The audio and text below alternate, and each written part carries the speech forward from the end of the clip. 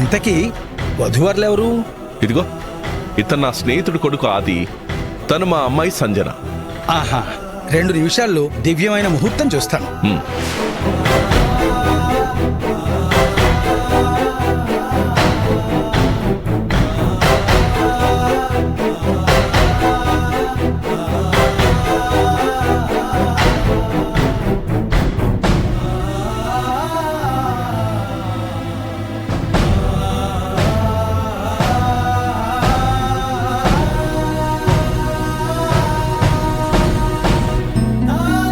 అయ్యా, వీళ్ల పేరు బలాన్ని బట్టి చూస్తే ఒక బ్రహ్మాండమైన ముహూర్తం మరో 3 రోజుల్లోనే ఉంది.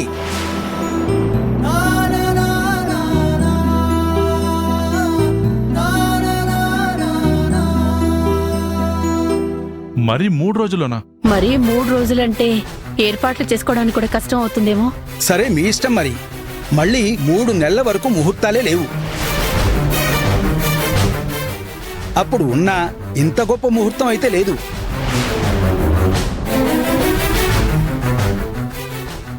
ఆ ముహూర్తాన్ని ఖాయం చేయండి పంతులు గారు. శుభం. 3 రోజుల్లో పెళ్ళంటే కష్టమైపోతుంది కదరా. అంత త్వరగా అన్ని ఏర్పాట్లు చేసుకోవడం కుదరదు కదా. అసలు టైం కూడా సరిపోదు. ఒరే చక్రవర్తి, నువ్వేం టెన్షన్ పడుకో, అంతా నేను చూసుకుంటాను, ఓకేనా? నీకంత నమ్మకం ఉంటే నేను మాత్రం కాదనేదే ఉంది. అలాగే కానివ్వు.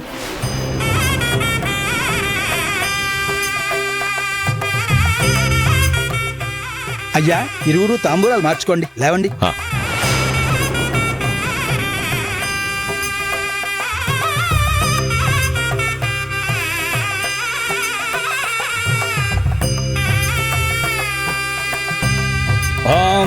అయం ముహూర్త సుముహూర్తోస్తు నిశ్చితార్థ సుముహూర్త సమయే సూర్యాదీనాం నవానాం గ్రహాణాం.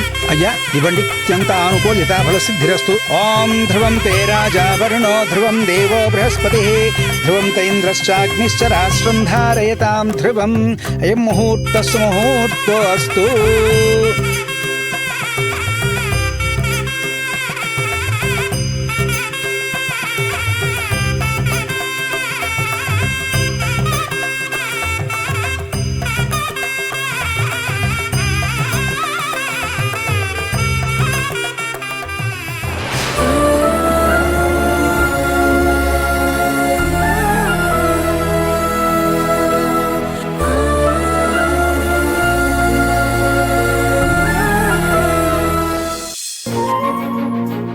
రాజశేఖర్, మన 2 కుటుంబాలు ఇలా కలిసిపోవడం నాకు చాలా సంతోషంగా ఉందిరా.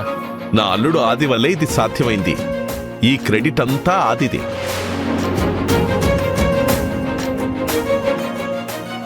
సీత, ఇంతకీ ఆ భోజన ఏర్పాట్లన్నీ అయిపోయాయా?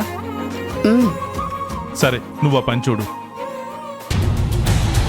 ముహూర్తం పెట్టించారు, కానీ చక్రవర్తి వాళ్ళకి పవిత్ర మీద కాస్త సింపతి ఉంది. అది ప్రమాదం. ఏదో చేసి పవిత్రని వీళ్ళకి శాశ్వతంగా దూరం చేయాలి. రాజశేఖర్, ఏం ఆలోచిస్తున్నావు? అబ్బే, ఏం లేదురా. మేమిక బయలుదేరుతాం. ఏంట్రా, ఇంత మంచి శుభకార్యం జరిగాక కూడా భోజనాలు చేయకుండా వెళ్ళిపోతారా? అంటే గతికితే అతకదంటారు కదరా. రేయ్, అది పరాయి వాళ్ళ ఇంట్లోరా. మన ఇంట్లో మనకేంటి?